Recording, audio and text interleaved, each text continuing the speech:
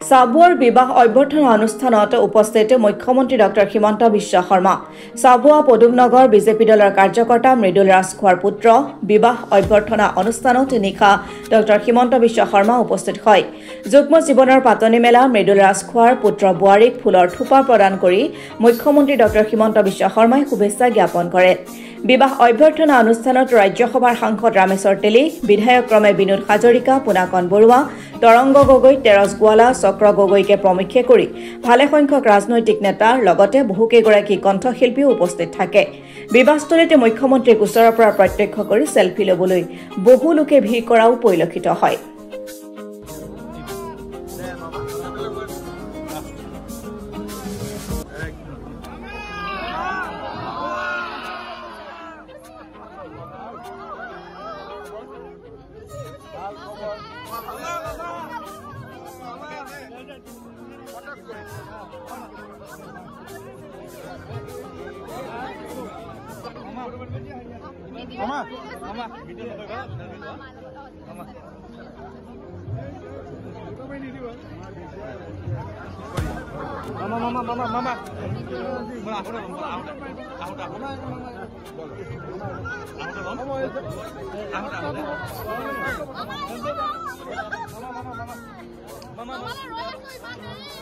একদম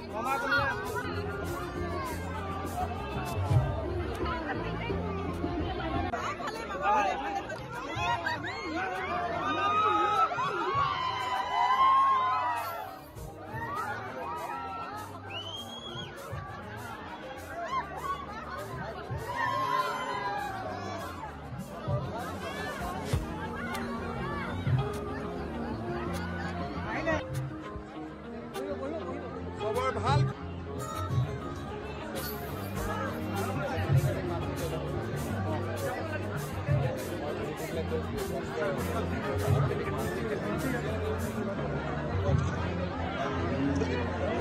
মহাৰাজ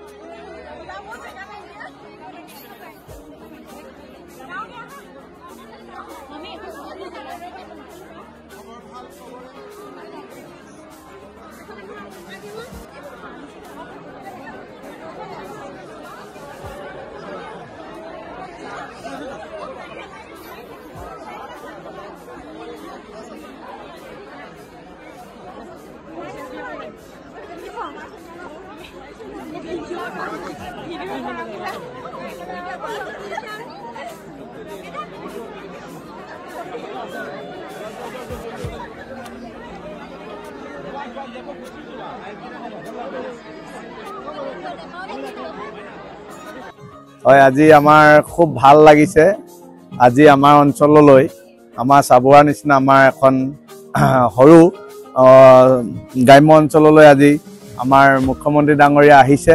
আমাৰ খুব ভাল লাগিছে। আমি সকলোৱে আজি তেখেতলৈ বাট চাই আছোঁ। ইয়াত আজি উখল মাখল এটা পৰিৱেশ। আজি ইয়াত আমাৰ মৃদুল ৰাজখোৱা পুত্ৰ শ্ৰী তামাছ ৰাজখোৱা আজি যি বিবাহ, তেখেত নাহকতীয়া চাচনিৰ পৰা আজি দুদিনৰ আগত বিয়া কৰি তেখেতে বোৱাৰী আনিলে ঘৰলৈ। আৰু আজি বিয়া পাৰ্টিৰ দিনা অসমৰ সন্মানীয় মুখ্যমন্ত্ৰী ডক্টৰ হিমন্ত বিশ্ব শৰ্মা ডাঙৰীয়া যে আমাৰ এই গ্ৰাম্য অঞ্চলত যে বিয়া খাবলৈ আহিছে, ৰাইজৰ মাজত যে তেখেতে সহযোগিতা আগবঢ়াইছে, খুব ভাল লাগিছে। মই বহুত বিয়া খাবলৈ এনেকুৱা সকাম নিকাম বা বিয়া খাবলৈ গৈ থাকোঁ প্ৰায় এই অঞ্চলত, লাহোৱাল চাবুৱা অঞ্চলত। কিন্তু আজি যে আমাৰ অঞ্চললৈ আমি বহুতো ব্যক্তিক দেখিছোঁ, কিন্তু এনেকুৱা এজন আমি মুখ্যমন্ত্ৰী পাইছোঁ, অসমৰ সকলো ৰাইজৰ লগত একেলগতে হাৰি মেলি বহা আৰু মিলা প্ৰীতিৰে থকা এজন মুখ্যমন্ত্ৰী পাইছোঁ। আজি খুব ভাল লাগিছে। তেখেতক আমি সকলোৱে আদৰিবলৈ আজি বিয়াখনত প্ৰায় 10,000 অধিক আজি বিয়া খাবলৈ অহা আমাৰ ওচৰ চুবুৰীয়া হওক আমাৰ এই অঞ্চলৰ ৰাইজ আহিছে আৰু সকলোৱে তেখেতলৈ বাট চাই আছে আৰু আমিও বাট চাই আছোঁ তেখেতক আদৰিবলৈ। মই প্ৰথমতে আজি চাবুৱাৰ সংবাদদাতা সকলক মই ধন্যবাদ জনাইছোঁ। আজি এই অভাজনৰ পদধূলা দিছে এই অভাজনৰ ঘৰত, গতিকে প্ৰথমতে আপোনালোকক ধন্যবাদ জনাইছোঁ। যিহেতু কোনো চৰ্চাৰ বিষয় নহয়, সাধাৰণতে মাননীয় মুখ্যমন্ত্ৰী প্ৰত্যেকৰ ঘৰতে যায় বিভিন্ন এনেধৰণৰ শুভ অনুষ্ঠানবিলাকত। গতিকে মোৰ এগৰাকী তেওঁ শুভাকাংক্ষী হিচাপে মই নিমন্ত্ৰণ কৰিছিলোঁ, তেওঁ আহিছে, গতিকে খুব ভাল লাগিছে। আৰু অকল তেখেতে নহয়, বিভিন্নজনৰ আমাৰ ৰাইজৰ জনপ্ৰতিনিধিসকল আহিছে, মোৰ পুত্ৰক আশীৰ্বাদ দিবলৈ কাৰণে আহিছে।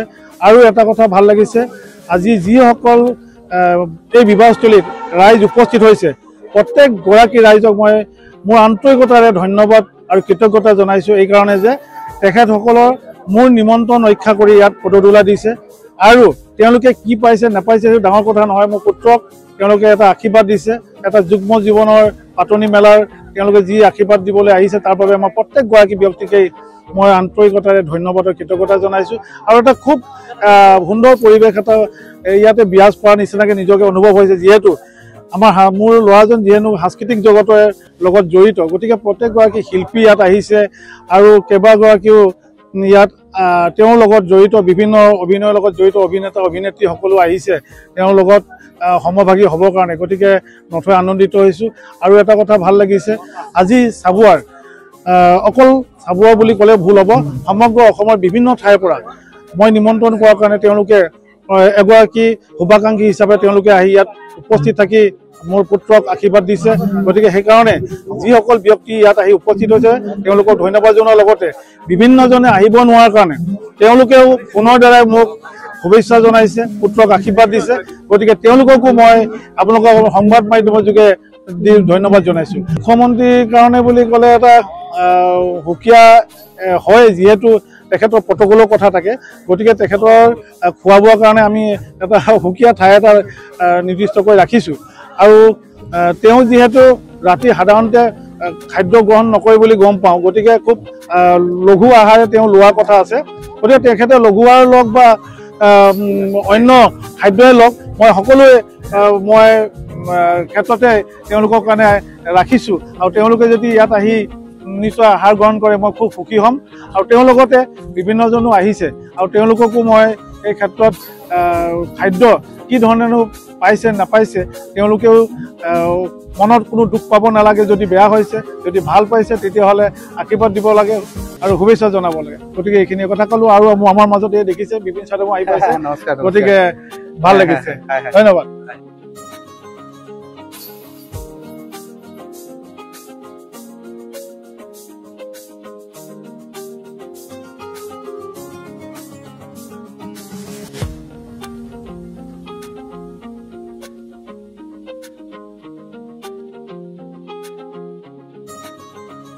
ডিকমৰ পৰা ধৰণী গগৈ ৰিপৰ্ট, অসম টুডে।